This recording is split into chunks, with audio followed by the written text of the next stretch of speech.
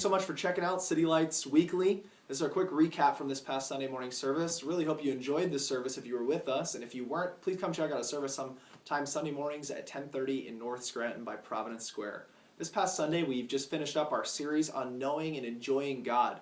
Often when we talk about enjoying God, we feel like that's complete polar opposites. How can I enjoy God? We might be able to put in words like discipleship, Bible reading, studying, terrible music, and women that sing off key. And we can put those things together and think about church and God. But when we really talk about enjoying God, it seems like those words sometimes go completely opposite. We forget that we were created to enjoy Him and to glorify Him forever.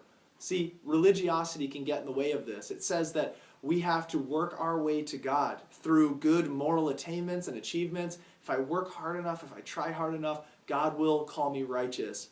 See, the opposite side of that, though, is that when we hear a God who's maybe not necessarily pleased with us, then we also can respond irreligiously that says, I don't even care, I'll just run from Him. But I'm so thankful that the gospel is not just religion, nor is it irreligion, but it's a third way. The gospel says this, that religion wants to run to God, irreligion wants to run from God, but the gospel is God runs to us. We enjoy God by letting Him love us. The scripture says we love Him because we first loved us. Maybe you see this with little children.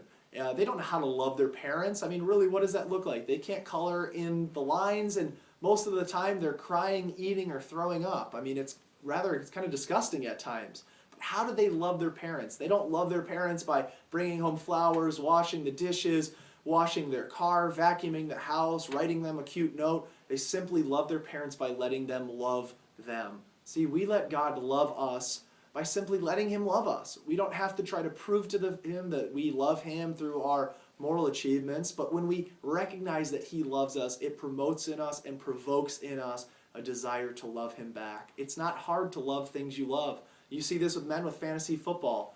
It was over $6.5 million are lost this year alone by men playing fantasy football at work. Why? It's not hard for them to follow it because they love it. So many people hate their jobs because they don't love it. The phrase that says, if you love your job, you'll never work a day in your life. See, it's not hard to love God when you love Him, and it's not hard to love Him when you realize He loves you. The gospel is not built on our ability to love Him, but His ability to love us. And our simple response, realizing that He reconciled us for free. Thank you so much for checking out City Lights. I'd love to share more about God's grace and mercy given to us through the perfect person of Jesus Christ. And please stop by Sunday morning sometime at 10:30 here in Scranton. Thanks so much.